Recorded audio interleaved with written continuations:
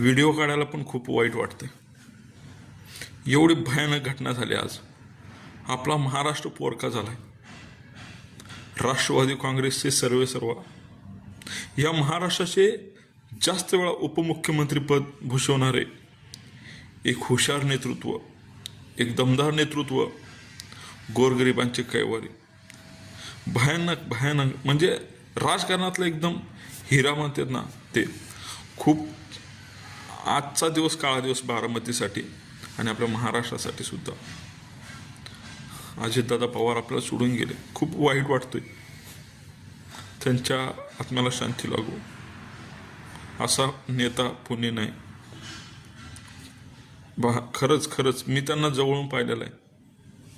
त्यांच्याशी बोललोय, गप्पा मारलेलो आहे. त्यामुळे त्यांना एवढं वाईट वाटतंय. त्यांना ते अचानक मी मोबाईल पाहिला आणि फोटो स्टेटस लोकांचे पाहून खूप मन भरून आलं.